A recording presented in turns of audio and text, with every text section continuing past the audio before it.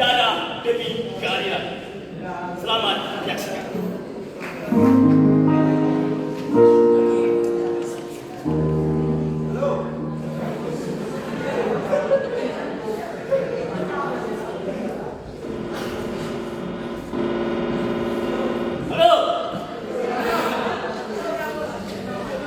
Ya, bagaimana? Uang untuk menyokong rakyat sudah ada? Oke, bagus. Ya. Tolong Anda ke kantor saya sekarang. Saya mau menyokong rakyat supaya saya jadi anggota DPR. Ya, terima kasih. Ya, nanti kalau kamu 50%, kalau saya jadi anggota DPR.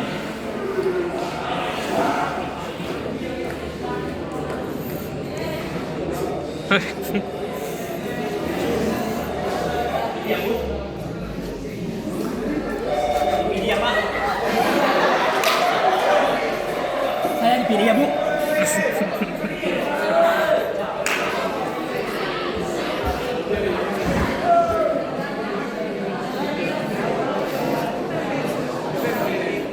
Satu bulan setelah pemilu, akhirnya pejabat yang korup itu pun terpilih menjadi anggota DPR.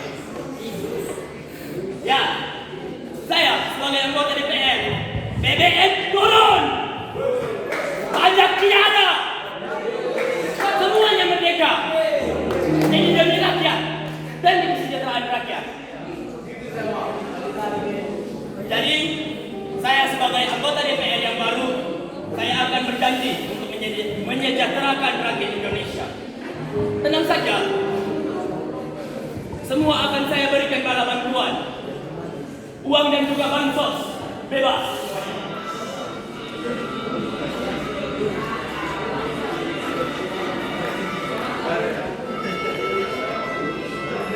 Namun suatu saat terjadi sebuah kejadian yang tidak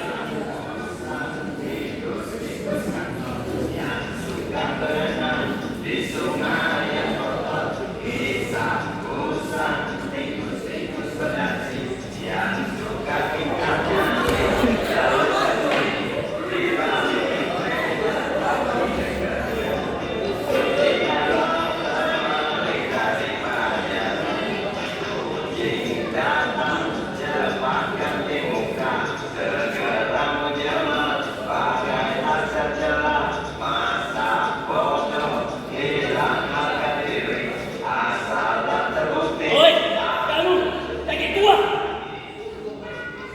Kamu mengapa mencuri kayu?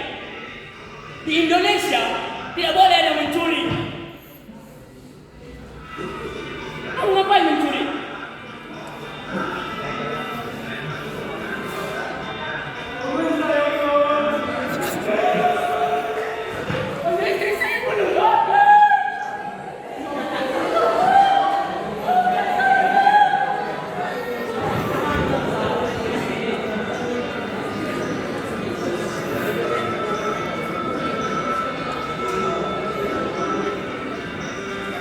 Apa?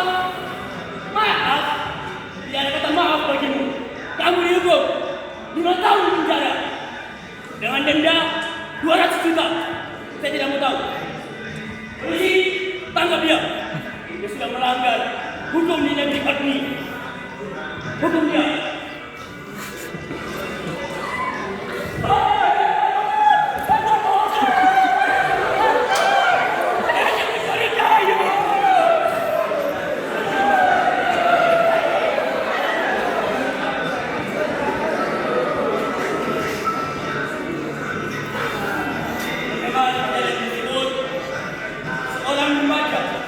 Aktivis muda bernama Thomas More menyuarakan yang namanya keadilan. Teman-temanku sekalian, kita lihat apa yang terjadi di sosial media. Pemerintah kita korupsi, tapi apa? Hukuman penjara mereka kena diskon. Mereka didiskon penjara dari 10 tahun menjadi 1,5 tahun. Di mana keadilan saudara-saudara sekalian? Mari bersama saya kita tegakkan keadilan.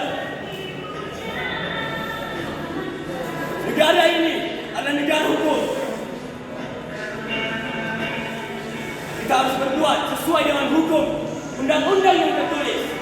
Mari wahai sahabat-sahabatku, bersama kita bela keadilan.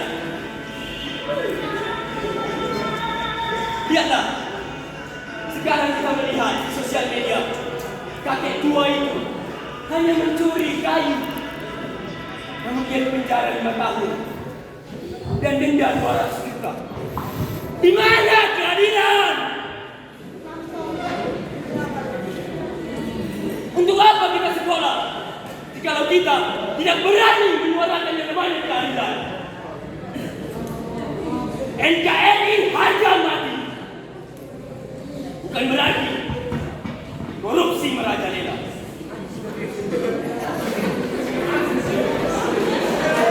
Bukan berarti pejabat bisa suka-suka. Kita sebagai pemuda, kita generasi penerus bangsa harus berani menyuarakan yang namanya keadilan. Soekarno pernah berkata, perjuanganku akan lebih mudah karena melawan penjajah. Perjuanganmu akan lebih susah karena melawan rakyat sendiri, akan melawan negara sendiri. Itu terbukti pejabat korupsi menetapkan apa yang tidak diinginkan rakyat. Berita terbaru menyatakan anggota DPR yang berjoget di gedung DPR karena mendapatkan kenaikan gaji, sedangkan masih ada rakyat yang makan hari ini. Di mana keadilan? Di mana?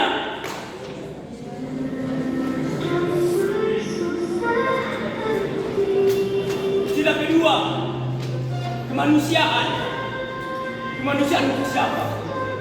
Untuk mereka kah yang memiliki kuasa? Apa artinya kita hidup sebagai rakyat biasa? Tidak heran anak muda zaman sekarang menggunakan hashtag kabur aja dulu. Pergi ke luar negeri, mereka sukses kok di sana. Anak muda Indonesia banyak kok yang pintar. Tapi karena apa? Karena takut untuk menyuarakan isi hati. Bungkam, dibungkam oleh pemerintah yang kolot.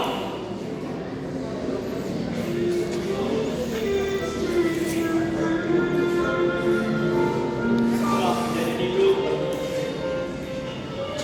pejabat DPR yang amat korup itu mulai menelepon antek-anteknya seluruh negeri penuh.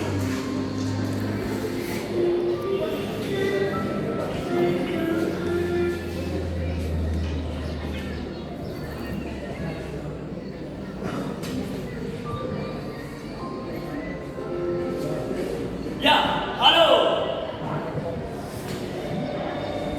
Ya, halo. Baik. Saya lihat di sosial media ada aktivis muda dengan nama Thomas More. Saya mau dia ditangkap. Bawa dia ke kantor saya. Kita eksekusi si pembodoh itu. Yang membodohi rakyat itu. Ada saya korupsi. Jual pulang untuk korupsi saya. Kan demi rakyat. Maka tangkap aktivis muda itu. Kita eksekusi mati. Jangan sampai berita ini bocor. Buat saja di berita aktivis itu hilang, dicuri komunis yang masih ada di Indonesia. Buat saya seperti itu. Ya, saya tunggu. Akhirnya aktivis muda tersebut tertangkap. Dia pun dibawa ke depan pejabat tersebut. Oi, kamu